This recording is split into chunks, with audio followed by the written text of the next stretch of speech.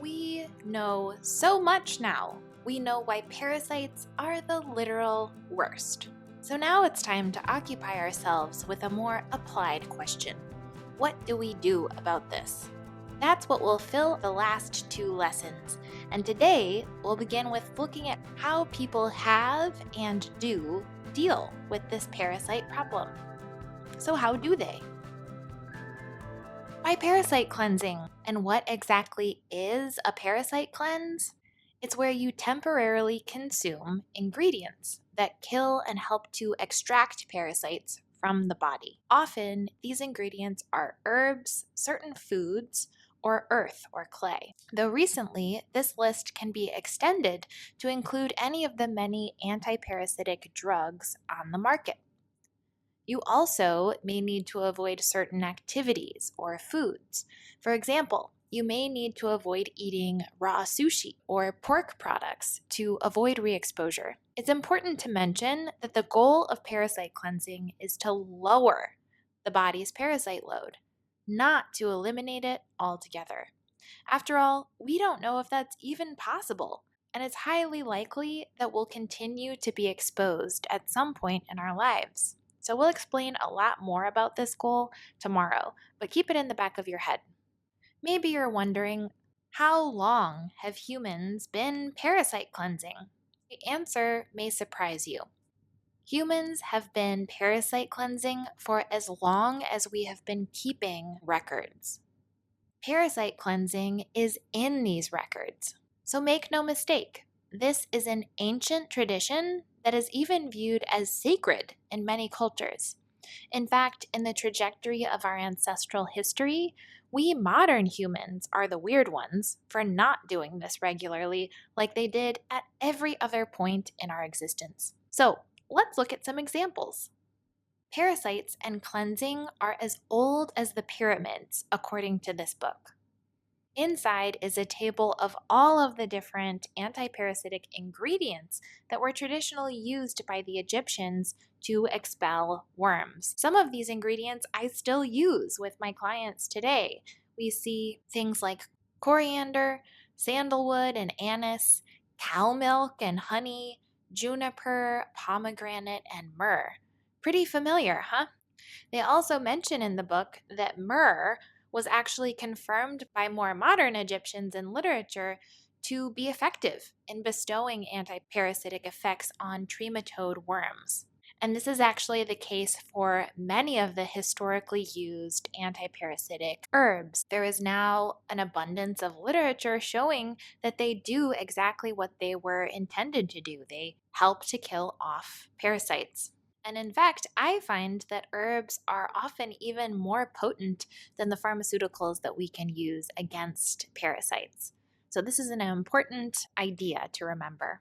And then another fun fact, ancient Egyptians also invented the enema when they noticed that the ibis bird was filling its beak with water and injecting it into its anus to wash its own intestines. So many people still find enemas helpful, especially while going through parasite cleansing. And I think that it's kind of important to remember that this isn't necessarily an unnatural thing. Many different species use similar means to cleanse their bowels in some way.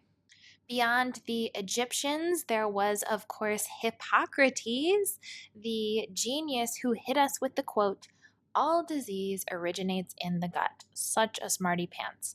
So Hippocrates was a Greek medical practitioner who lived in the 4th and 5th centuries BC. And Hippocrates talks a lot about parasites causing symptoms like vomiting, diarrhea, fevers, shivers, heartburn, weakness, and abdominal swelling. Likewise, his prescribed treatments included crushed root of wild sesame with water and honey. China also has a heck of a history with parasite cleansing. The earliest parasite cleanse mention dates back to around 400 BC in the earliest known medical text. In this text, they wrote about roundworm infection. Remember, roundworm is the most common worm infection in the world. They use large fruited elm, different kinds of fern, Chinese honeysuckle, and many other native herbs as deworming treatments. And actually, many of these same herbs are used today in traditional Chinese medicine, which we'll talk a little bit more about later. And this tradition also extends to Europe. So during the Renaissance period, an Italian doctor named Antonio Benevini describes children that are so troubled by intestinal worms that they are unable to sleep continuously, tossing this way and that in wild, uncontrolled movements. So then he gives a 7-year-old boy a laxative medicine of aloe, myrrh, and saffron, pretty familiar sounding herbs, right? And he recovers after evacuating a total of 148 worms. Yikes. And then Pietro Bairo was another Renaissance doctor who wrote about different methods to expel different kinds of worms. So he suggests using sweet pomegranate and horn of stag, and then wormwood, which I use all the time in my practice. This is just to illustrate that humans, and especially humans in civilization, have always struggled with parasites and have always used whatever tools that were available to them in order to expel them. So, this has been done all over the world for thousands and thousands of years. So that told us a little bit about how they have parasite cleansed in the past, but what do they do now? One answer is not much, but to elaborate a little bit, parasite cleansing looks a lot different now in the places where they actually do address parasites. So, what we have instead of herbs and foods and traditional methodology is anti-parasitic pharmaceutical dispensing. So mass deworming programs have been undertaken in various developing countries where children especially are given anti-parasitic medication. So this is a map from this book chapter showing where the World Bank says that there are parasites where the darker colors or the reds show where the parasites cause the most issues with human health. So you'll notice that all of the US, Canada, Europe, and Australia is just completely grayed out. We must not have any parasites here, right? So this is sort of strange to think about if you remember all the way back on day one, I presented a bunch of different headlines showing that parasites are indeed alive and well in these places and they are eluding the medical community and causing huge issues for people. But according to the World Bank and other institutions, they just don't exist here. So we'll come back to this. But according to this map, the only places that there is any impetus to carry out these dewormer programs are the colored places on this map. And for the most part, it's the red and orange countries where these programs are focused. So, this is a list of all of the countries in Africa that participated in these deworming programs. And what we see is that most of the numbers of children who got the doses make up just a fraction of the population. And actually, for the vast majority of these countries, no improvement in parasitic presence was meaningfully observed through any of these programs. So, to me, this begs the question, are these drugs very effective? You know, you think about the diversity of ingredients that we saw in that table that the Egyptians used to use on their parasites and all of the potential different mechanisms of action and synergy that those things could create together. And then you think about using one drug with one single mechanism of action, and it just kind of makes you wonder, are these pharmaceuticals really a better option here? So, South Korea is the only country I know of that has actually had success with controlling soil transmitted worms with a mass deworming program. And they took their infection rate from 84% down to 3% in school children. But this actually didn't happen with one or two administrations of the drugs. It took them over 25 years to get this under control. They started in 1969 and continued through 1995.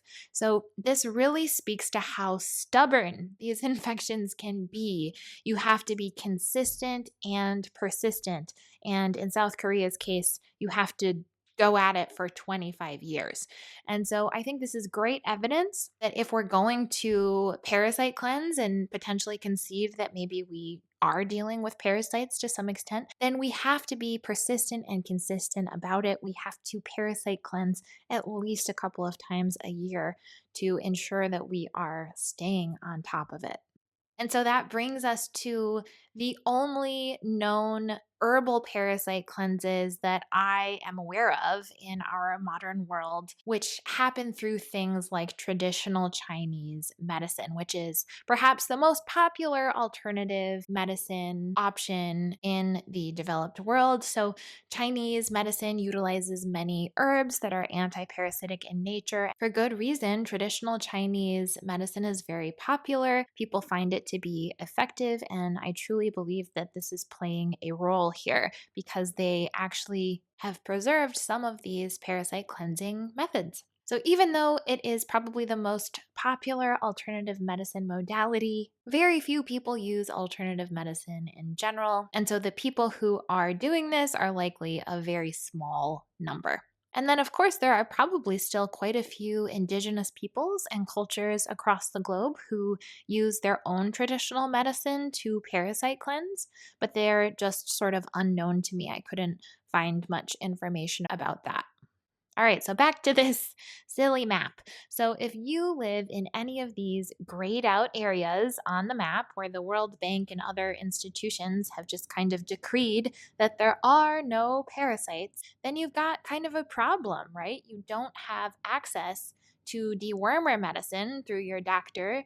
You know, I can speak from experience. I've been to my doctor twice to be tested for parasites after being exposed to them pretty overtly. And I almost got laughed out of the office both times. And then when I did end up testing negative, I actually asked the second time if I could just have a dewormer anyway, because I was kind of having some symptoms, and he wouldn't give it to me. I think he thought that that was a liability. But the point is that you can't access dewormer over the counter or on your own. You have to go through a doctor.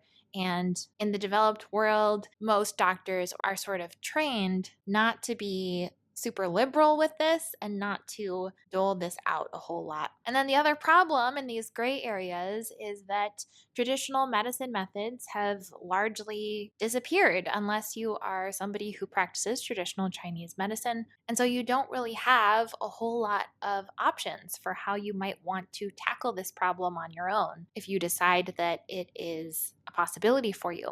So, if this is you, what exactly is your recourse? We're going to answer that question in our last class tomorrow. But before we end today, I just want to point out this graphic I found, which shows the distribution of countries with the highest prevalence of autoimmune diseases. So they're basically showing that the developed world has the most autoimmune diseases: the US, Canada, Europe, and Australia, and a little bit in South Africa. And then on the right side, they're juxtaposing this with where helminths or worms are known to exist endemically in people in the world, which is basically everywhere else except for the developed world. And they use these two maps and sort of this inverse correlation to make an argument that having parasites is what is preventing these people in developing countries from getting autoimmune disease. So I think this is a really interesting idea, but I actually disagree with it. As we mentioned in a earlier presentation, we know that actually parasitic presence pushes our immune systems out of balance, which makes us more predisposed to autoimmunity. And so when I'm looking at these maps, I'm thinking, well, we don't even believe that we have parasites in the developed world, right? So these places that they say are free of parasites are also the places that we never screen for them and we never deworm. So, how can we parse out those variables in terms of what may or may not be contributing to autoimmune disease? How do we know it's not the lack of deworming and diagnosis that is contributing to autoimmunity rather than being too parasite free? Certainly, from the literature on how parasites impact the immune system, driving the Th1 immune response into an elevated state, which is well documented to be a precursor for autoimmunity, this makes far more sense to me. What do you think? So, we have missed the memo in the developed world. And why have we missed the memo?